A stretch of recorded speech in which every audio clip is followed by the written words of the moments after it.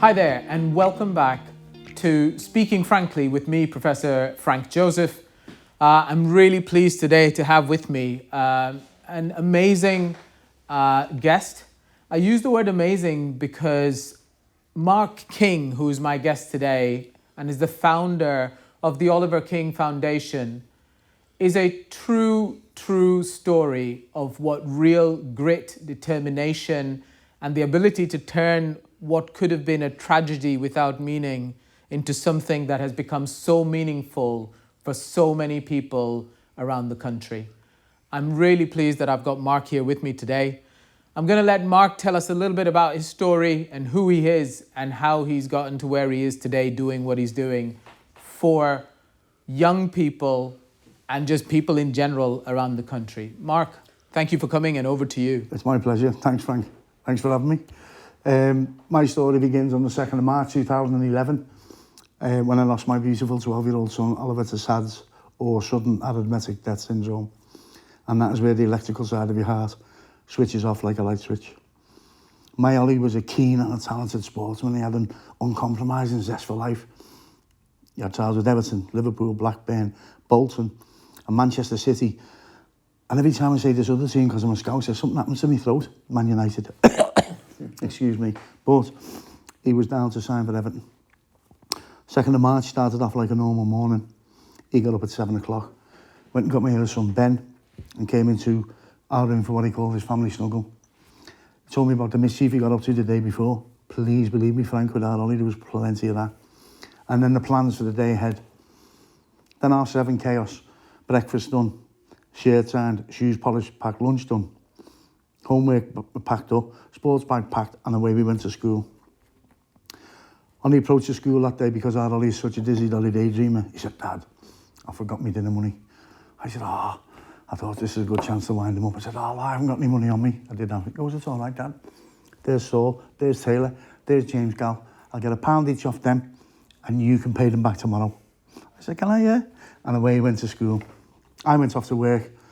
About 11:30 that morning, I got a phone call from Isabel, who was the school secretary in the King David school in Chilwell.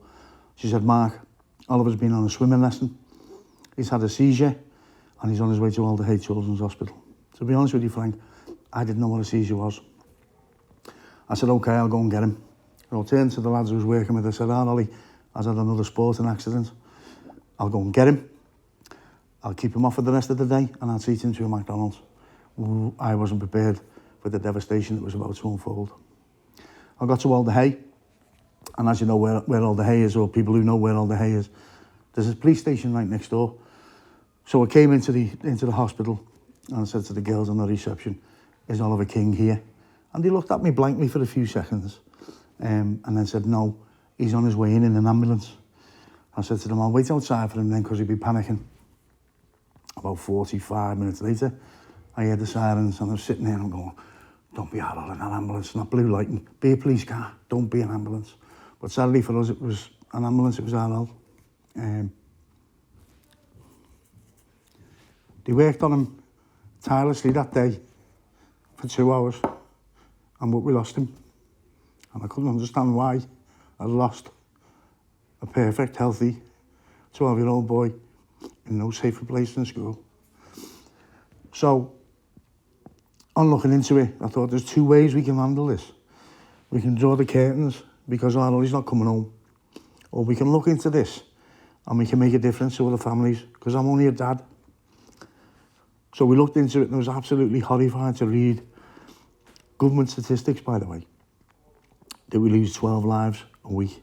I think it's more, but 12 is 12 too many anyway. Absolutely.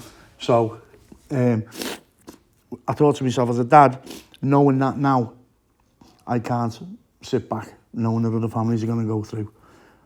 So February 2012, we launched the Oliver King Foundation. And we have 3 main aims in the foundation, excuse me. And the first aim is to bring the awareness out of this condition, because it's genetic. So it'll come in a generation, go out a generation, you know yourself. And that's why we lose so many. So I thought, that needs highlighting, that needs bringing out into the public arena. We need people to know what's happening here. So that was our first aim. The second aim, that by the time our Oliver was 21, we'd have this legislated, that wherever you see a fire extinguisher in a public building, there'd be a defibrillator above it, and the relevant amount of people awareness trained on it. Not going to make cardiologists out of people, but we'll certainly take the fear factor out of them getting that defib and having a go saving that person who needs them. And the third one is that when the kids reach 14 years of age, because we believe that that's the proper time to give them a 12-pad ECG test, like every other country. And we'd offer ECG testing for the kids. Okay. So we set about. It was hard at first. I've been through 5 prime ministers, Frank. 5, come on, since this started. So David Cameron, Dithering Dave, was in charge of us at the time. So I wrote to Mr Cameron and said to him, listen, you've got to legislate this. You've got to look at what's happening across our country to our kids, and you've got to put a stop to it. So he said to us, look, go and get 100,000 signatures on an e-petition, and we'll have a debate in Parliament where the MPs will vote on yes or no. And I thought, great. Yep. Great. He set the challenge. Let's take him up. We stumbled on at 80,000. He gave us 12 months to do it. We had 80,000. We were about 9 months in, and I'm thinking, how are we going to get these 20? Then you had the unscrupulous companies, other charities coming on to us, saying, look, we can get you them 20,000, but we want to take over the foundation. We want you to tell everybody that it was us that got the 100,000, not the Oliver King Foundation. Okay. That wasn't going to happen. Not on your life, Frank. Will that happen? And it still won't happen now. I'm not having anyone taking over what we've built here for our all. So that was a no-no. We actually finished then because we pushed on. We finished with 160,000 signatures on our e-petition. Amazing. One of the most successful e-petitions since they began. We wrote again to Mr Cameron. We said, we're ready for this debate. He said, well, as I said, you can have it in the main chamber. You can't have it in the main chamber now. You can have it in Westminster Hall. Now, Westminster Hall, you can phone any member of the public, can phone any day of the week and book a debate, and you get it when it's free. 1, you don't have to go and get 100,000 signatures on any petition, and 2, you don't have to wait 12 months. So as that 12 months was ticking on, I was thinking about the kids we were losing. Nothing else was in my mind other than the children that were dying needlessly while we were waiting for them to make their mind up. So he gave us Westminster Hall. I thought, I can kick off, I can shout and bawl, but still won't make any difference. So I said, okay, we'll take it. Because I'll be letting 160,000 people down, but mainly I'll be letting Miley down. And again, that wasn't going to happen. So we took it, and we were up against Anna Soubry. Now, Anna Soubry was the health minister at the time, and she was major hard work to speak to. We emailed her, nothing. Phoned her, nothing back. Nothing, no correspondence with her. But the time was coming closer and closer that we were going to be up against her in Westminster Hall. We had the backing of, I think it was 100 cross-party MPs at that particular time. Doesn't make so. We had a good backing from the government, if you like, cross-party. And I always said to the ministers and the MPs that I met, look, take your political head off, put your parents' head on, and listen to what I'm trying to do. We're not here scoring points against any party. When I first went to London, I was like, oh, I'm in London here. I'm in where the country's getting run. I'm only a working class man. And I was like, they're not going to tell us lies up here. They're just going to talk to me and tell me the truth. Wrong. If their lips are moving, they're lying. If any one of them tell me the time, I will have to ask someone else. That's how bad it was. So we were trying to get hold of Anna Soubry, and she wouldn't contact us. So the day came. It was about a week before the debate. I thought, how am I going to get your attention? So what I done was, we still run football teams at Wilton Football Club. So I put a shout out onto the social media site for all the parents to bring all their old shoes and all their old football boots to Camp Hill in Wilton. About 3 days in, our chairman, Dave Woods, phoned me and said, Kingy, what are you up to? I said, why, Dave, what's happened? He said, there's about 5,000 pairs of shoes here outside Camp Hill. all the parents have put them outside the green hut where all the posts are, all the balls are, all the nets are. And there's about 80 kids here kicking off because they can't get trained because of all the shoes. And your name's all over it. So what are you doing? I said, tell the kids, new warm-up exercise, move all the shoes from A to B, and I'll be there in 10 minutes. So I turned up and said, Dave said, what's your plan? I said, I'm going to take all these shoes to Nottingham, which is Anna's constituency, and we're going to lay a pair out, each representing a life lost. Because as adults, we're with figures every day. Give us 10 of them, 4 of them, 6 of them. You go and get 12 of your work colleagues, Frank, lay them out on the floor, and it will bring it home at a shot on how many kids we're losing per week. Not a year, a week. And that's more than we lose to cancer in children or any other disease in children. And it's not nice to lose any child. No. Because they're our future and they're ours, and they're like, you know, and that's the way it is. So that was the plan. Okay. So we got to Nottingham. We started, I thought, I'm going to have to do my own work on this Anna Subri a bit more. So got on the Google. Good that Google. I'm a phone man myself, but that Google is like, so I'm on there looking, studying. And her 2 daughters went to Nottingham University. Her eldest daughter was playing badminton with her best mate. Her best mate went into cardiac arrest and she passed away because there wasn't a defib. So you can't tell me as a parent yourself, one of your kids come home upset, we're not going to ignore them, we're going to get them. And who's upset you? What can I do to make you happy again? That's what we do as parents.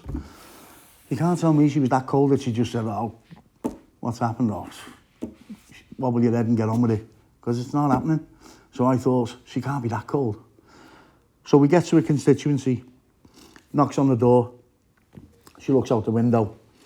I said, Annie, she's like, I thought, oh, she's going to open the door. No, she gets on the phone and phones the police to come and move us on. So I said to our volunteers, get all the shoes out because we're not taking them home. So we're laying them out quickly. And the policeman turned up and he said, what's happening?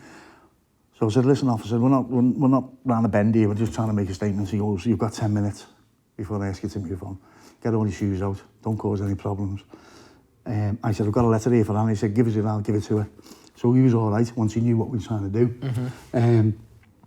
So we laid them out, nothing from it, and we left. A week before the debate, tried to get hold of it again, nothing. So the day of the debate came, and Westminster Hall is only one way in and one way out. So we're in Westminster Hall waiting to be called in, and everyone's milling about, there's crowds. There's about 8 volunteers with us. So we're standing talking, and I turned, and you know, as you turn and your eye catches someone, but that someone is looking for you. You get the feeling that he's looking for you. So I thought, there's a fella coming through the crowd here. He had his dicky bow on, he had his 3-piece suit on with his penguin jacket on, he had his 3/4 shorts on with his stockings pulled up to his knee, he had his patent leather shoes on, gold buckle and a sword. So he comes through the crowd, and I thought, there must be a fancy dress on here today. So he goes, Mr. King. I said, yes, sir. He goes, I'm the Sergeant of Arms. I said, really? I said, pleased to meet you. He said, look, this is the format, this is how it works. This is a 3-hour debate between the MPs and the ministers, and you've got representation, and they'll ask each other questions. And how many have come down? I said, there's about 10 of us. So he said, okay. He said, you cannot say a word while the debate is going on. You cannot say a word for 3 hours. I said, are you messing, mate? He said, no. I said, it's hard for a scouser to be quiet for 30 seconds, never mind 3 hours. Anyway, we took it and we went in.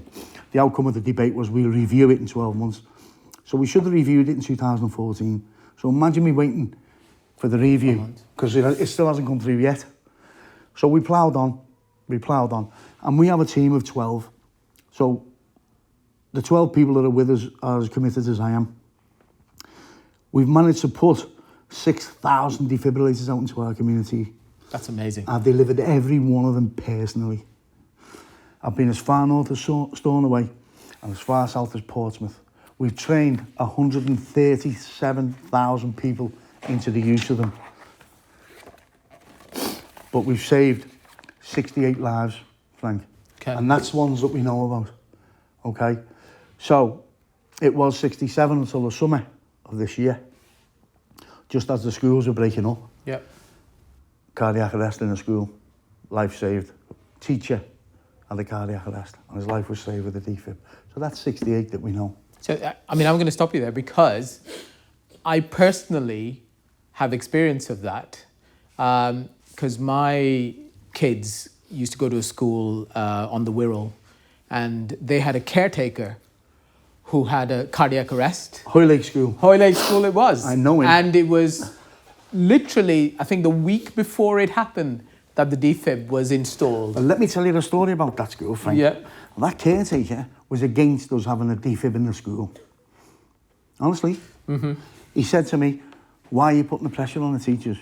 I said, listen, why don't you do yourself a favour and come on the course, and I'll see you in 2 weeks when I come back and do a presentation.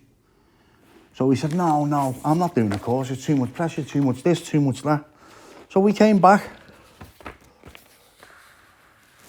Yeah. That's the school. That's the one. It's on there. So we came back, yeah, and we done the presentation. He was there again. Yada. I said, mate, do yourself a favour, leave me alone, because I'm not in the mood for you. I'll give you the opportunity to come and learn about defibs and how important they are to have around in cardiac arrest. As you say, 2 weeks later, when we left, he came into school, said to the headmistress, I don't feel too good, you know, miss.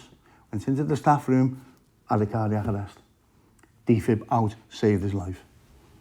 And that is absolutely the truth, because I still see him walking about, doing well, and if it wasn't for that defib, the story would have been completely different. Totally, mate. And this is what drives us on. So let me ask you something then. So obviously you've put all these defibs out in the schools, and you mentioned something there. You know, forget about teachers in schools who are already trained to look after kids, etc. They're obviously not trained to necessarily always do the nursing bits that a school nurse might do. Remember the school nurses when we were growing up? Absolutely. And now I guess the thing for me is, the aim of training, like you said, is it's not about making cardiologists out of people. It's awareness training, Frank. And that's it. And it's about dispelling the anxiety and the fear. I think that's the key, isn't it? Since I've started this, to be fair, I'm Frank. Yes. I didn't know what a defibrillator was till I lost my Ollie, until I started looking in. And then I started reading statistics and looking at people and kids and older generation as well. Yeah. Because the youngest person that we've saved is 4 years of age, and the oldest person is 62. Okay. Playing walking football. Yeah. So, as I said to you before, it's genetic. Yeah. I've got the gene. I didn't know I had it until I lost our Ollie. Yeah. My other son, Ben, he's got the gene. So, he's at university. So he's had a word with the cardiologist. The cardiologist said, look, you can't party like they do in university because you've got the genetic condition. You've got to ease up a little bit. Where's he been this year? The white party, Barcelona, the closing parties in Ibiza. He's been everywhere. I'm at home shivering, shaking. Yeah. And every time I say I'll come with you, he always leaves a day early. Yeah. Don't know why, he doesn't want to start with him.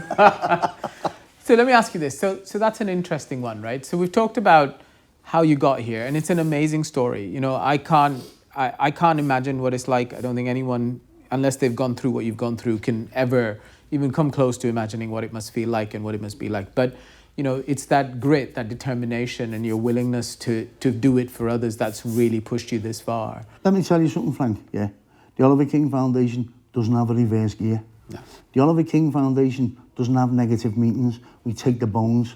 We take the positives out of it and make the positive meeting. Yeah. So it gives you that extra energy to go and get to the end of that line. Yeah. We were struggling at one point because everyone knows what a defib does. Yeah. Supposedly. Yeah. I mean, I guess the defib thing's an interesting one. It's a technical term.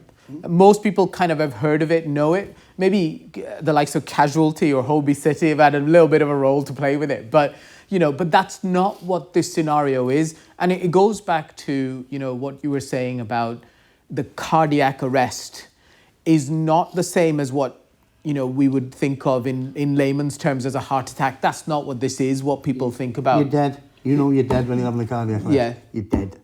When we're talking to the kids, and we do teach the kids in the year sixes before they go over to the big school, as we call it. Mm-hmm. I found this at an early age because I'm a football coach. So when you're shouting to the kids at like that age, and run with the ball, you say carry it, carry. Yeah. So some of them were picking the ball up and carrying it, and I was like, oh, you got to get this right here somewhere. So we've learned to talk to the kids on their level. Yeah. So when we're in the schools and we're teaching them, and VF, ventricular fibrillation, and all this gets worded, we say, look, take it your heart like it's a jelly on a plate, and it's doing this. Okay. And the defib reboots it, because they all know how to reboot the telly, how to reboot the computer. Yeah. So if you use the words and the terminology they are used to, then it sinks in. Yeah. So that reboots your heart. Your defib reboots your heart, restarts your heart. And I think it's that concept of, the heart is obviously made of muscle, and it needs to pump the way it does, but the muscle is run by electrical wiring. Yeah. And the electrical wiring is what goes abnormal. Of course. And that's what causes the cardiac arrest. So the arrest basically means the wiring's going so crazy, there's short-circuiting, and the muscle isn't able to squeeze correctly. So you can't get blood out. The heart's literally stopped because the electricity is not flowing, right? Yeah. And I guess that's opposed to, people do say to me sometimes, as a doctor, obviously people say, what happened? And you say, well, your father or because I look after older people, I don't look after children. But they say, sometimes you end up using terms like cardiac arrest. But actually in an older person, the commoner scenario we think about is angina and a heart attack where there's a blockage to the circulation over time. And that can then cause a cardiac arrest. But actually in children and in young people who have a cardiac arrest, the commoner issue is, like you said, the genetics. That means that you've got an abnormality with either the wiring itself, or I think someone once described it to me that you've got switches that go on and off and the switch isn't working right either. Switch, yeah. Do you know what I mean? Yeah. And that's it. That's to simplify things, so people in layman's terms know what you're talking about. There's lots of medical men.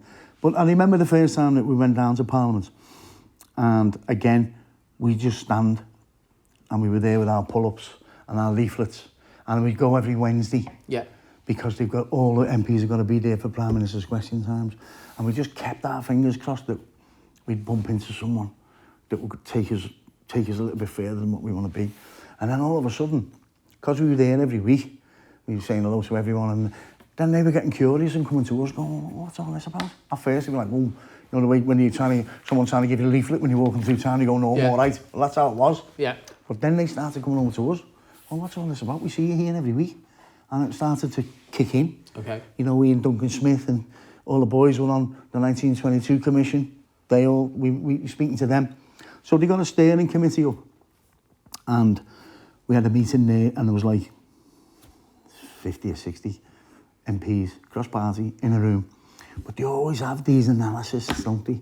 They know everything about everything. Mm-hmm. So there's this one fella sitting in there, and he's only an analyst, and I'm sitting there and I'm listening to him.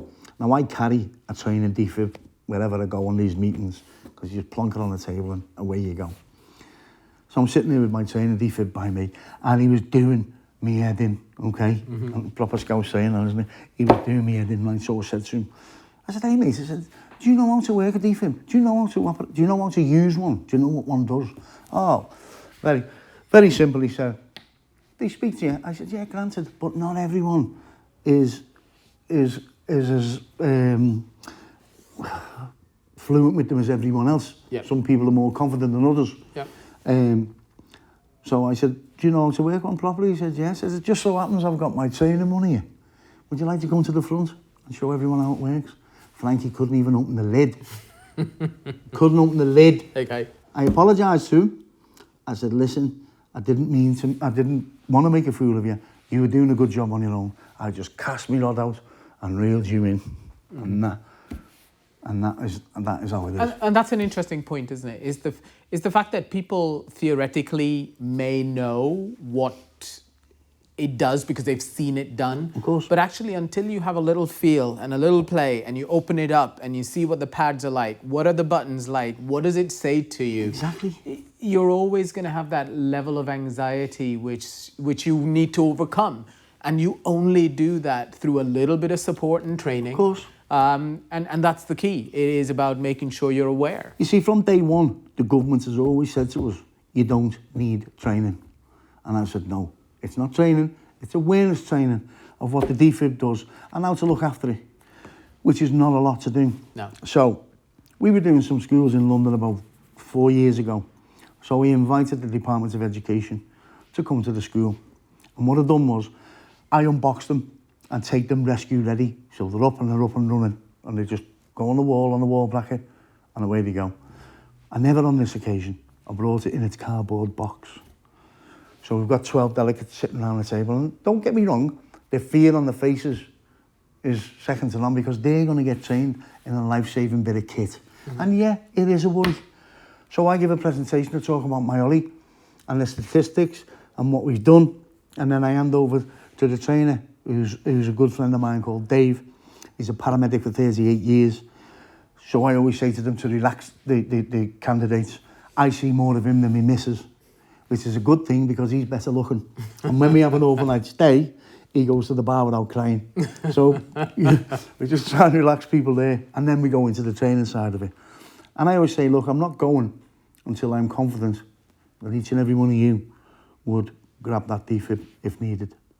And that's the way we do it. Absolutely. But this time, we took it in a box. Department of Education came in. I said, sit here. They sat with us, talking away to them. I pulls the defib out. I said, before we start training, when you order defibs from the manufacturers, this is how it'll come to your office or your school. Yeah? It'll land on your head teacher's desk, in the box. Then you're all going to look at it and go, does anyone know how to get that rescue ready? And no one is going to step forward and go, yeah, because of the fear factor of getting sued in case anything goes wrong. So I invited any one of them to come and have a go, undo the box, get the defib out and get it rescue ready. Not one person moved, Frank. In fact, they went a bit paler with fear. But after the training and after the awareness course that we give, the Department of Education had to agree that we're doing it right. And now they agree with the training incorporated. Amazing. And so let me take you one step further then, you know. So it's amazing the number that you've got out there, the number of lives saved as a result, the number of people that are now awareness trained. So talk me through a little bit about the other side of this. You know, once when you lost Ollie, right, we understood that it was genetic. What was the kind of offering around that? You know, when I mean, we've heard of Ericsson and various footballers and stuff who have similar issues, right? Obviously, in the Premiership, they have loads of, you know, medical backup and all the rest of it. But they don't have defibs. But they don't have defibs. No. Yeah. And I think from my point of view, there's two conversations there, which I'll come back to. But talk to me about your journey after, you know, once it was diagnosed, cardiac arrhythmia, a genetic condition. So what was that genetic counselling like or testing they like? were fantastic. Or what? Yeah. They were fantastic. Pam Harris, I don't know whether she's still there, but she was absolutely fantastic at her job. Okay. She relaxed us, she sat us down, she said, look, you're grieving parents, you're going through what you're going to go through. Now the genetic side of it, you're going to be looking at each other going, which side of the families you come from? But you can't blame each other. So I'm looking at Joanne and she's looking at me and I was going, but it's your side, you're getting it. So we took her advice and we spoke. While the testing was getting done, we had to take some tissue from Oliver before they got buried. For us to enable us to do this. We waited 6 weeks for him to be buried because I needed to know more. So his heart was sent away to the Royal Brompton for examination. But again, that was good because at the older centre, they said to us, Mark, you can come and see Oliver while you're waiting, but you can only come and see him for an hour a day. So I sat Joanne down and said, look, we're lucky here. We've got an extra 6 weeks with Arlo. We can go and see him, but we can only see him for an hour, and we've got to be strict on that hour. So she's like, okay, we'll take that, yeah. So we went to see him. It was me that was kicking off after the hour, Frank. I wouldn't let him go back. Yeah. And once the genetic diagnosis was made and with the tests... It was from my side of the family. Yeah. And what testing did you need? What testing did your other son need? You know, what was that all about? Well, they put us on the treadmills. Treadmill, okay. On the treadmill. They gave me a 48-hour monitor. Yeah. They give it me at the wrong time, to be fair. Well, it may have been the right time. Okay. Because the football team that I was running, Yeah. they give me it on the Friday, said bring it back on the Monday. On the Saturday, they were in a cup final. Okay. So I had it on the line on the cup final, so you can imagine. Yeah, yeah. You know. That's probably the best time, because actually you want to be stressed out, don't you? And you want to see what your heart's going to do when you're running. You're excited, all of that kind of stuff. So it was a good thing. Yeah. So at first they couldn't determine everything was okay. They took me into Outer Hebrides for the treadmill test. So you're on the treadmill and it's going steeper and steeper as you're on it to exert yourself. Then they said to me, look, we're going to inject adrenaline straight into your heart, and you'll have 5 injections, and describe your feelings after each one. So one went in and I said, I'm okay, not a problem. Second one went in, it felt as though I was going on a fairground ride, going up. Yeah. That's what it felt like. Third one went in, it felt as though I was just on the top. Fourth one, coming down. So the fifth one went in, so that's when I was shaking, and I was like, you know, so they took me up, and then another injection brings you straight down back. Okay. But I think what frightened me more was they had a crash team outside the door. Yeah. You know, and he said, look, we've got a crash team outside, but sign that. You know, I said, okay, sound. Yeah. Because I wanted to know. Yeah. So I was prepared to do anything just to find out what had happened to his son. And that was it. And that's why I done that. And then they said to Joanne, at this point again, we didn't know which side of the family it come from. Your turn. She just had to look at the crash team standing outside, and she just went, I don't think she needed any injection in. No. So that's, we've been through a lot. But we knew we were going to go through a lot. Yeah. You know. And I, you know, again, it must be surreal having to do that. And I guess that's part of the conversation I kind of wanted to have, is that you guys have done such amazing work trying to put the defibs there to stop this thing from happening. But there's a story beyond that to the rest of the family, the genetic testing, the testing to see. I guess there's 2 bits to that as well. One is, you've clearly described it there. There's your personality type, where you want to know and you want to deal with. And there's other personality types that are overwhelmed by that anxiety and fear. I can tell you a story about that right now. Yeah. We'd done a charity night about 4 years ago. Mm-hmm. And this fella and his wife came over, and I didn't know them. They were some friends of ours on the table that they bought.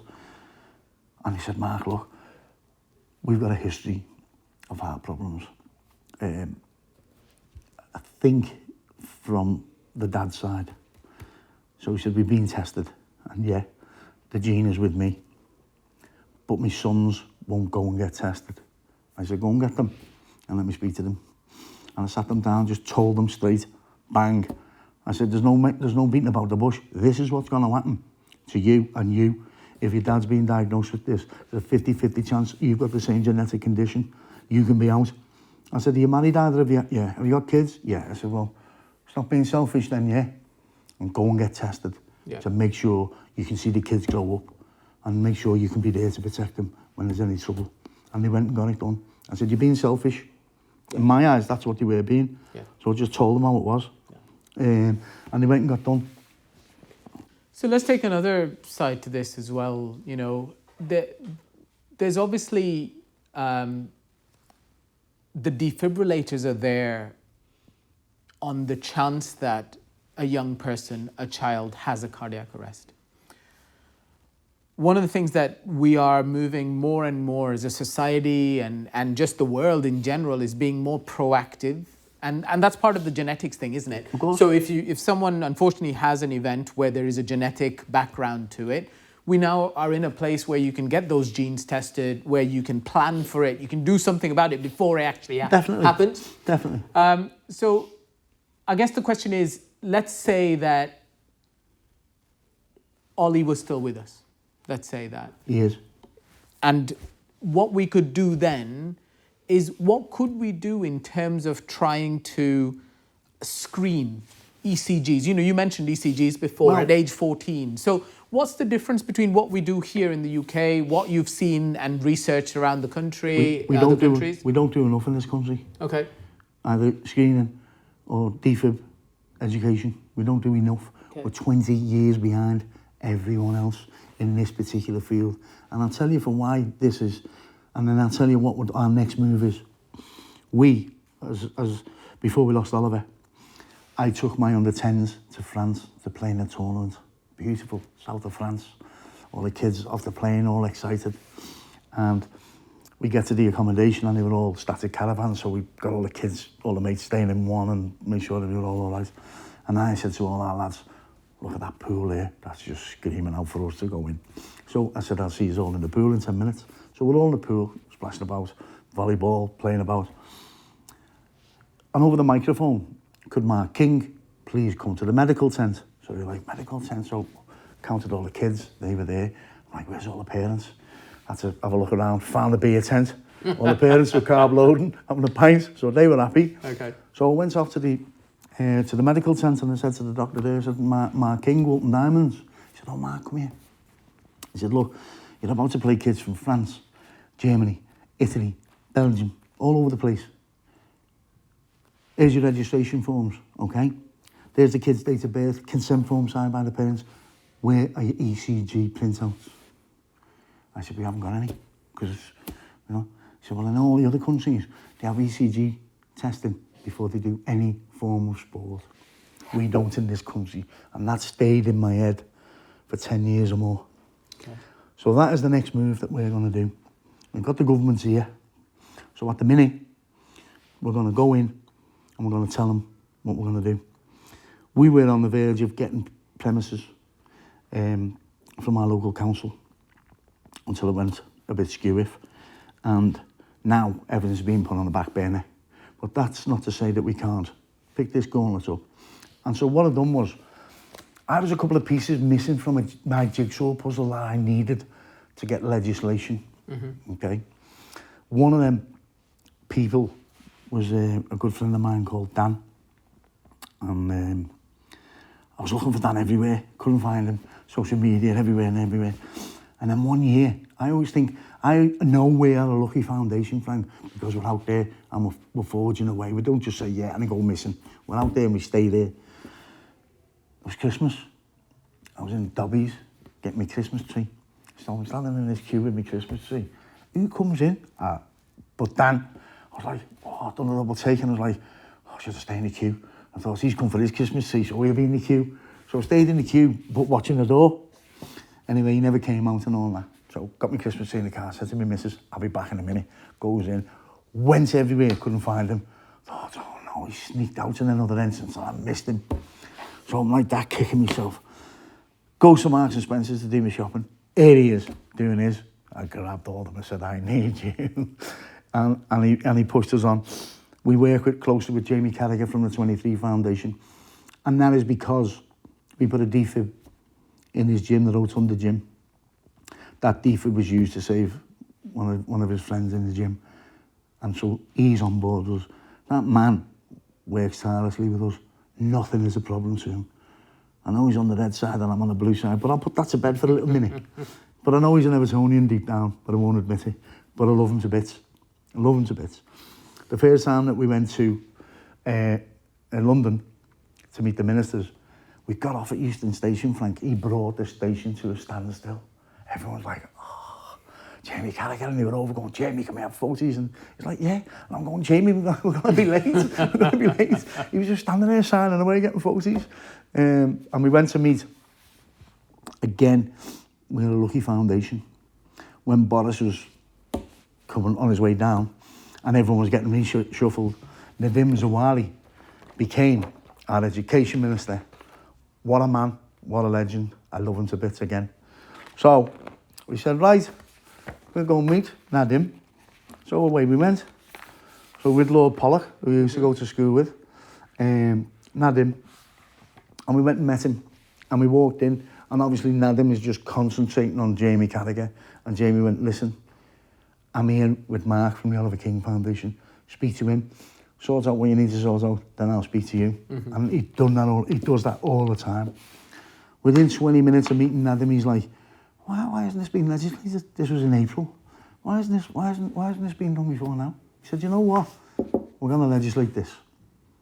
So from January, all the schools across our country are going to get defibs. Fantastic. I've never ever asked for the government to pay for it.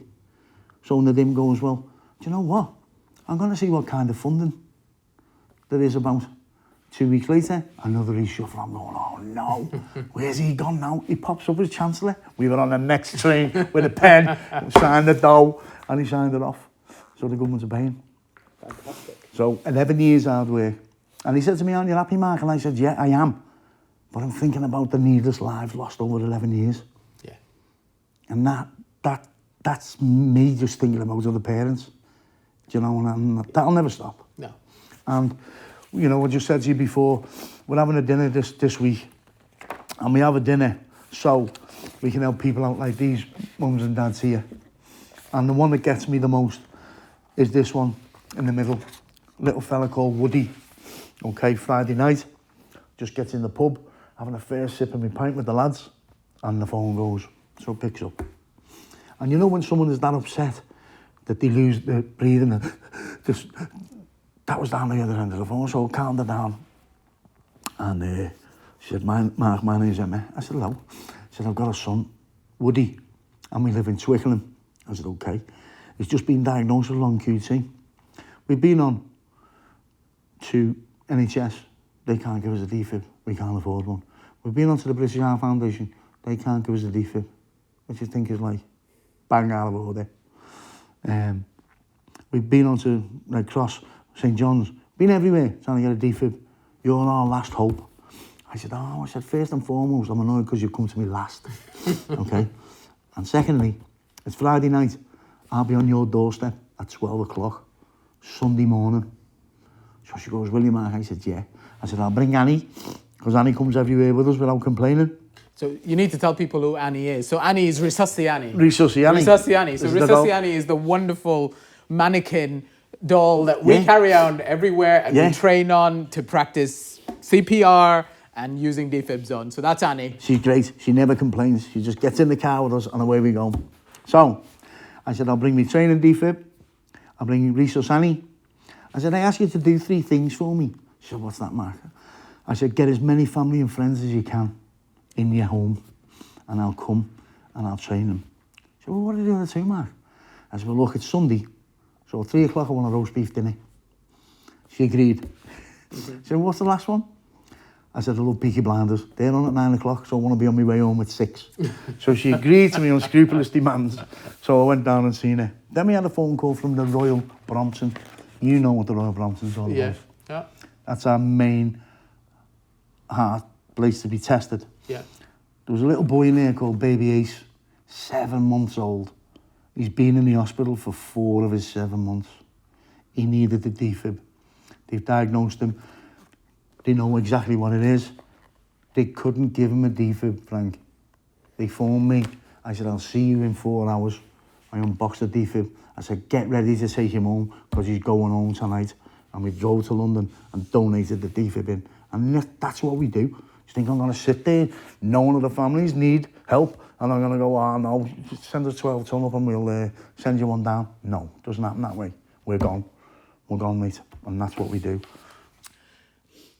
That is not just an amazing story, those are some amazing stories. And, you know, I'm sitting here thinking about the impact that you make for those individual families, their extended families, and people around. And it's really positive. I didn't know about the outcome of the conversation with Nadim Zahawi. So it's the first time I've heard of that. And that is unbelievable that you have persevered for 11 years to work on that, to work on your goal, your aim, your drive to get there. Absolutely. And that's to get the defibs. The next stage is to get those ECG screenings done. 1,000,000%. That is the next stage, because you don't want to wait till a child has to need a defib. And I tell you what we done, yeah? We done a trial with Jamie Carragher, as I said before. He'd do anything for us. Mm-hmm. And he always says to me, Mark, you're the type of fella that always gets what he wants in a roundabout way. And I went, yeah, because I don't have a reverse gear. And you ask people, you don't tell them.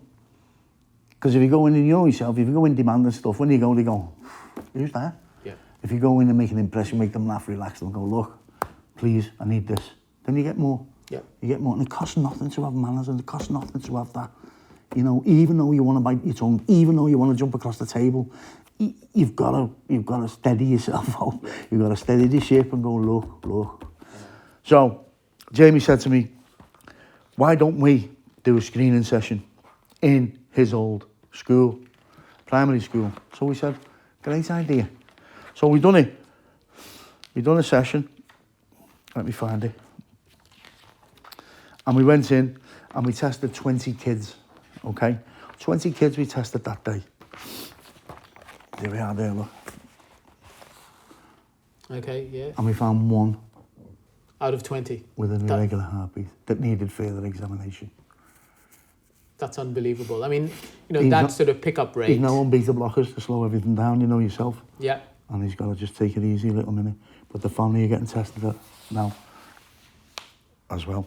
The little girl of 4, okay. Her mum came to me, that we saved. Her mum came to me after I'd done a speech in the presentation, and she was in tears.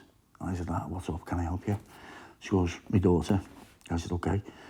She gets out of breath if she walks 100 yards. Now, I remember Ollie playing football, and he was up and down that line, he was quick Harlow. And I had to bring him off because he was struggling to breathe. So I took him off. I took him to the doctors, and he went, is he a sportsman? I went, yeah, asthma. Mm-hmm. And I thought to myself, well, I was a bit more forceful on that day. Maybe he'd be here now. Yeah. And that's why I won't give anything up now, because of that. So we never, with this 4-year-old girl, I said, take her to Alder A and get a 12-pad ECG test on her. And do not leave that hospital until you get one. They weren't going to give her. She phoned me. I said, you tell them her uncle's on the way, and her uncle is me. And bounced into the hospital and just caused mayhem until he'd done it. Irregular heartbeat on her. Tested the family. 4 brothers, policemen. 4 of them, irregular heartbeats. Imagine them being on a call out with the adrenaline, car chasing someone, bang. Done. So Mark, on that note, I'm gonna do 2 things. One is, you know... Don't cut me off, I'm in my prime now. I know you are, but I mean, the thing being that, you know, every story you have quoted, every description you've given has been inspiring. And as a medical professional, sometimes I wonder, you know, where I see in older people it's different, you know, children are different, young people is different. And the thing about it is, every one of those stories is about literally saving a life. Definitely. You know? And I guess what I wanted to get out of the conversation with you today, one, I've got more than, which is the inspiration, the drive, the awareness of not just awareness of defibs, but awareness that there are things that we can identify earlier in young people, in children, and it's keeping that open mind. Yeah. And it's then also having that persistence and perseverance to find solutions, to identify a problem early. And then there's the bit around proactively screening and doing things where you can. I guess what I'd like also to do is also give people who are watching and listening a little bit of a feel for what a defib looks like, what, you know, just so not happens, to do just so happens you've got one for us. I've got one, my training one with me. Let me just ask you, from a medical point of view, Frank, Yes. You're the professional. Yes. You're the professor, yeah? Yes. So why can't there be a genetic test at birth? That's a great question. So there are some tests that are available at birth. So you can do certain, it's not a genetic test per se. Okay. Part of it is around what they call pre-test probability. So you try and test where you think there is a risk. Okay. But if you screened every baby, you don't always know what you're going to pick up and whether it's relevant for that baby throughout their lifetime. Okay. And there'll be certain things that you'll pick up. Okay. And so that's part of the rationale for what they do. But we're moving towards the point where you can sequence the whole genome. Yeah. You know, people become more aware. I think the tests are more refined now. I think that's the issue. Because the thing is, if you test for 1 or 2 or 3 things, you might or might not catch them. But it's about, you know, like the cancer screening program that they're running. You know, you can now run like 50 tests for 50 different cancers and stuff and see if you might pick up a bit of genetic material. Right, okay. So that's partly it more than anything else. So they do some stuff at birth, don't they? They do like thyroid screening. I'll tell you why I asked that question. Mm-hmm. When our Ollie was born, we were new parents, obviously, and we were like, oh, you know, as every new parent is, with the babies. I grabbed Arnold and trying to take him away, show him off. They shut the hospital down. I said, Mark, you can't. I said, no, he's my son. I need to show him. No, look. And the nurses said to me, look, we've never seen a dad as excited as you to see his son. So a couple of days in, I'm in work, and Joanne phones, and she was heartbroken. His heart had stopped. He stopped breathing while he was in my arms, and obviously me, bang, in the car, woof, to the hospital. Goes in, she's beside herself, and the nurses brought him back. I said, no, he's sound, he just fell asleep. So I'm thinking again, at that point, if I was more aware of this condition, could have asked, So again, that plays on your mind, do you know? But hindsight is a very difficult thing sometimes, isn't it? So I need to get the message out there now. What happened to me, and don't be fobbed off. Just stand and make them do it in front of you, so you know they're safe. And so, what you're going to show us then, this is our defib. Let's okay. Let's this see is a trainer. So earlier on in the interview, I was telling you about the analysis. They couldn't open the lid. Okay. There's your arrow. Into the lid. There's your lid. There's your open. Okay. So. Adult mode. So this is the new Model 1. So we've had a bit to say in this new Model 1 because we've done so much with the Mark 1s. Okay. So in my eyes, the expenses are the pads. So you get adult pads and you also get paediatric pads. Okay. You can use the adult pads on the kids, but you can't use the paediatrics on the adults. So they're always loaded with adult pads. So I said, well, forget about the expenses of the pads, put a switch on. So the manufacturers did. So remove all child mode. Adult mode. Okay. Remove all clothing from patient's chest. So you get a first responders kit with the defib. You get your gloves, your face mask, your shaver, your scissors, your covers, your wipes, everything with it. So you remove your clothing. If it's a female, obviously you've got to cut the bra because of the metal in the bra. Pull red handle to reveal pads. Look at pictures on pads. Oh, look, your pictures on the pads. Apply pads to bare skin exactly as shown in the pictures. Okay. Press pads firmly. So they'll go on, Press pads firmly on the chest. Apply. Do not touch patient. It'll analyse your heart rhythm. Analysing heart rhythm. Everyone clear. Press flashing button. Press that flashing button, Frank. Shock delivered. Provide chest compressions to the beat. I've got a metronome on now. The heel of one hand should be in centre of chest. The other hand should be on top of first hand. Push down hard at least 5 centimetres. To the beat. Provide 2 breaths. Okay, 1. not everyone likes to do the breaths. 2. Because you might be coming through town one night, someone's had 10 Resume pints and a chest kebab, compressions. goes into cardiac arrest, and one of the The heel conditions of is one you're sick. hand should be in centre So you're not of going to give chest. someone 2 The other breaths hand if it's should like, be on top of first hand. clear everything. So it's telling you what to do now. So it's already given a shock. Provide 2 breaths. So there's enough shock in this. 1. There's enough shock in this machine to shock any one person 28 times at 2-minute intervals, Frank. Okay. It doesn't need any maintenance. Okay. We are finding now, because we put, everywhere we go, we obviously put it on our social media that we've been here and we've trained and we're there, and as I said to you before, it's like finding where's Wally. Yes. Because you don't know where I'm going to pop up next. So which is good. And we're getting unscrupulous companies now, giving it a week or 2, phoning the customers that we've just been to or the places we've just been to and going, do you know what, did Mr. King say it needs a service contract? And it's £300 a year. So I've got a message for them people, and I'll talk directly to your camera if you don't mind. Okay.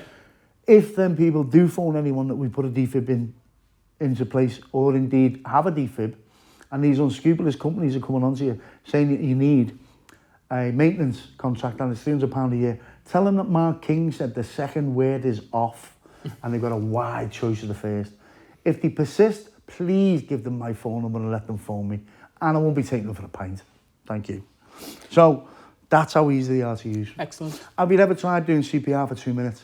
It's a hard job. It is. It is a hard job to do CPR for 2 minutes.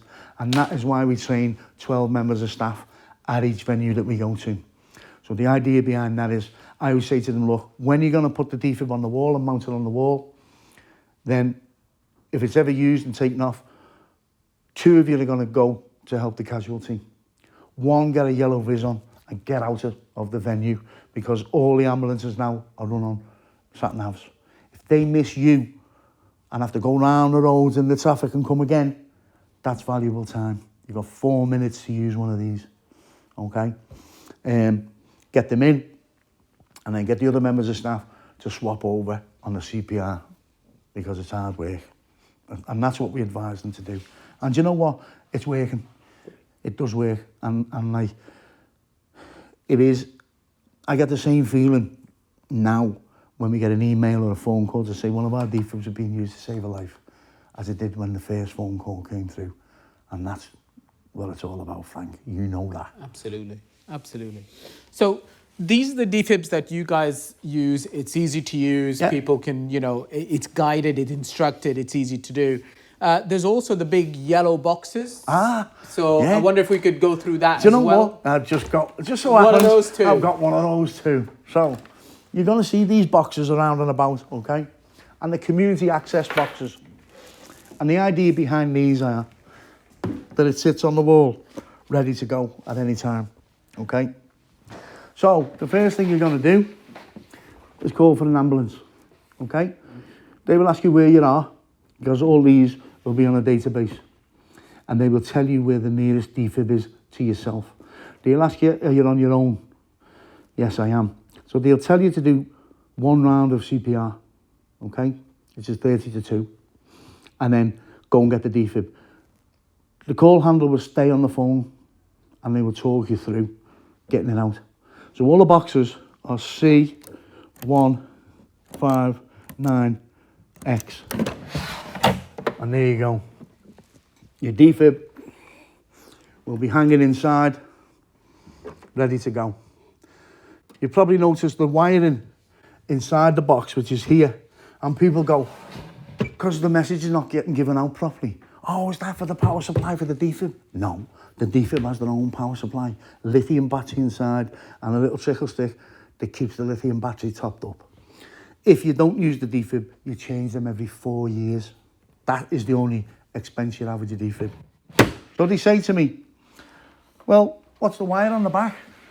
So you pull your wire through, you mount it on the wall, and the other side of the wall that it's mounted to should have a socket.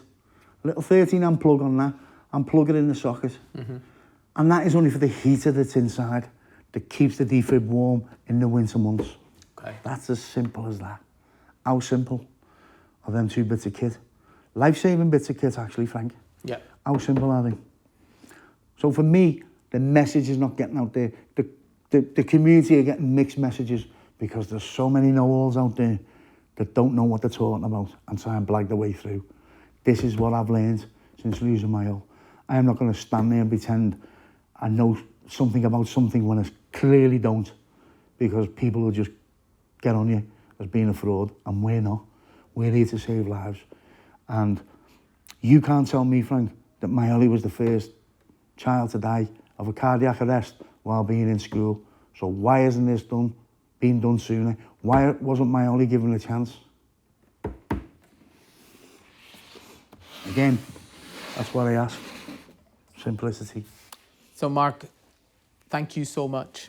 I think if there's one message that we want to give from me as Professor Joseph, from our viewers and listeners, I think I salute you for your I'm only at that, mate, look. Well, no, but you know, at the end of the day, you don't realize that you know, in my profession, I come across a lot of people, and people who lose people who have grief to deal with, but you've taken that and you have turned it into something that has been so meaningful and has saved lives, and has through the persistent sheer grit and your crusade really managed to get the government to get on side and do what needs doing. And you should be proud, and Ollie will be proud of you looking down at you from above. And I just want to take the opportunity to say thank you for taking the time to speak to me, to speak to all our viewers. Thank you. And, Thanks, viewers. And hopefully we've given people a little flavour of what it means to be aware, because that's what this is about. It's about being aware, taking the opportunity to contact the Oliver King Foundation, get some training organised, find a local provider of training, whatever organisation you might be in. I mean, you've focused on schools, but actually there's so much more to be done in public spaces. We haven't just completely focused on schools. We were told that in early days that we should concentrate in getting legislation in one area. So we chose the schools. Yeah. We're up and down the country. We're doing businesses. Yeah. We're doing gyms. We're doing churches, synagogues, mosques. We're everywhere doing them all. We're all having a piece of the action, and that's it. And like people say to me, well, how much are they? And they're like, you know, they have an 8-year guarantee. They're like 1,100 quid. So for 38 pence a day, you're covered. Absolutely. Come on. We'll put a price on a life. No. You can never do that. Never do that. So people say to me, right, we want one, we want training, but we've got to raise money. So I say, okay, primary first aid works with us. So they do all the booking in of the schools and businesses, and they're absolutely fantastic, second to none. And I give them primary first aid's number. They'll phone up, they'll get booked in straight away. I'm not going to say to them, we'll get the fundraising going, and when you got the money for me. No, they can have that defib. We run with a stock of 50 defibs at any one point. No one does that, Frank. No one's got 50 defibs on stock right now. In fact, I've got 60 today, 65 maybe. Okay. Because we're ready to roll at any time. And we haven't finished yet. We go right up to Christmas Eve, delivering and making sure people are safe. And that's it. And then we're back on the 2nd of January. Fantastic. So I think on that note, what I'm going to say is thank you to Mark. That's a pleasure, mate. But look, all our contact details, if you need us, okay, www.theoliverkingfoundation.co.uk. Email is info@theoliverkingfoundation.co.uk. We're on Twitter, we're on Facebook, we're all over the place. Just get on us. And that's the way to do it. Thank you, Mark, and thank you, everybody. It's an absolute pleasure. Thanks, Frank. Thanks for your time, mate. Thank you very much. Thanks, everybody.